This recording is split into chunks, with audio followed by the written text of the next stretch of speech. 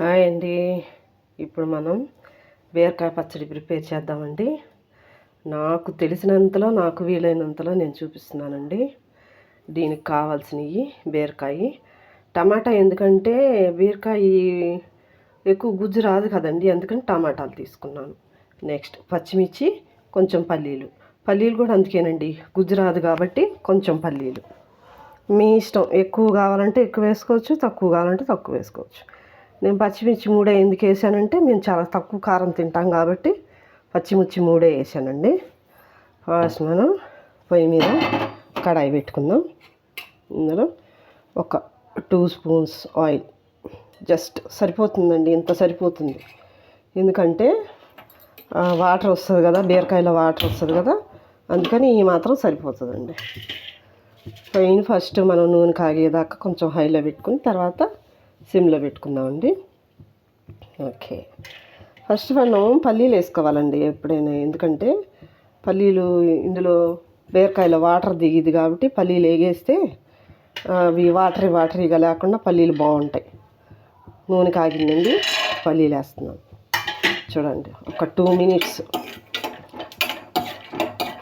కూడా కాదులేండి, ఏదో మాట వరకు మనం 2 మినిట్స్ అంటాం కానీ 2 మినిట్స్ కూడా అవసరం లేదు, ఒక 50 సెకండ్స్ చాలండి. నెక్స్ట్ అవి కొద్దిగా వేగిన తర్వాత మనం పచ్చిమిర్చి వేసుకుందాం. ఇవి వేరే తీసినా పర్వాలేదు, తీయకపోయినా పర్వాలేదండి. పచ్చిమిర్చి ఇవి వేగిన తర్వాత కొంతమంది విడిగా తీస్తూ ఉంటారు, తీసినా పర్వాలేదు, తీయకపోయినా పర్వాలేదు. తీస్తే బాగుంటుందేమో, నేను ఎప్పుడైతే తీయలేదండి, నేను ఇలాగే వేయిస్తాను. చూసారా, ఈ పచ్చిమిర్చి కొంచెం తెల్లగా కావాలండి, వేగినట్టు అనమాట. అలా అయితేనే పచ్చడి టేస్ట్ వస్తుంది. మంట తగ్గించే, ఎందుకంటే పచ్చిమిర్చి వేయించేటప్పుడు ఎక్కువ మంట ఉంటే ఎగిరి పడతా ఉంటాయి కదా. చూసారా, చూడండి, దగ్గరగా చూపిస్తున్నాను. ఈ పచ్చిమిర్చి చూడండి ఇట్లా తెల్లగా అయ్యేవరకు. ఇప్పుడు ఈ పల్లీలు ఇంతకంటే ఎక్కువ వేగకూడదండి. ఇప్పుడు మనం బీరకాయ, టమాటా నేను విడిగా తీయలేదండి, గమనించారా? నేను విడిగా తీయలే, పొయ్యి కూడా సిమ్లో పెట్టుకున్నాను. ఇందులో కనుక మీరు కొంచెం వేసారంటే, పెట్టేశారంటే మీరు చూసుకోవాల్సిన అవసరం కూడా లేదు, చక్కగా మగ్గిపోతుంది.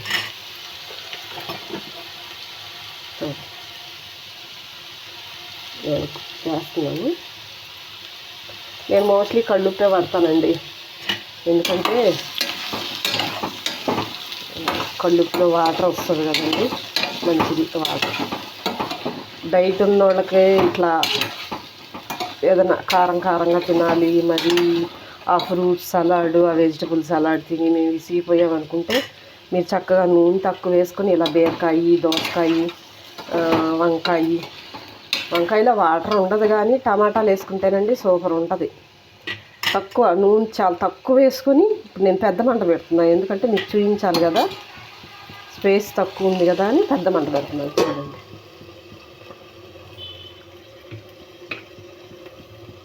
ఓకే. మధ్యలో మూత తీసుకొని కలబెట్టుకోవాలండి. కలబెట్టుకుంటే దీనిలో మనం ఇప్పుడే వేగిన తర్వాత జీలకర్ర, ఉప్పు ఆల్రెడీ వేసాం కదా, జీలకర్ర,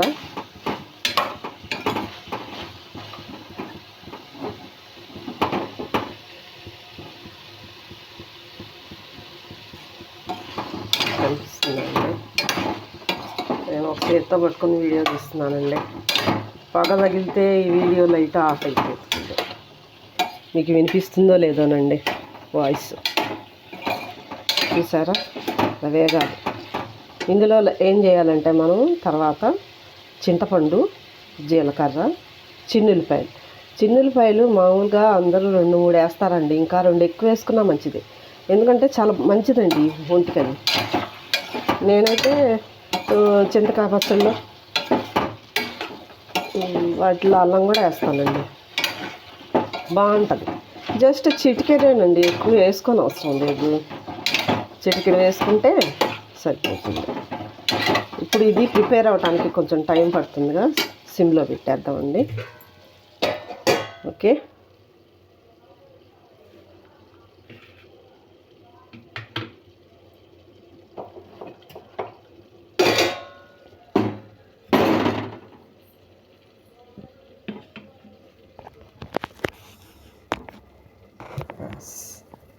కన్వీనియంట్గా పెట్టుకున్నానండి. కొంచెం సౌండ్ అటు ఇటు అవుతుందండి, ఏమనుకోకండి. చూసారా? కాకపోతే దీన్ని కలుపుతూ ఉంటానండి, ఆ వాటర్ అనేది బయటకు వచ్చేస్తాయి, తొందరగా వేగుతుంది అనమాట. మనకు టైం లేనప్పుడు కూడా ఇది 5 మినిట్స్లో ప్రిపేర్ చేసుకోవచ్చండి. చాలా టేస్ట్గా ఉంటుంది. చూసారా? వాటర్ వచ్చేసి వేరుశనగ ఇదవుతున్నాయి. అలాంటప్పుడు మనం విడిగా తీసుకోవాలి.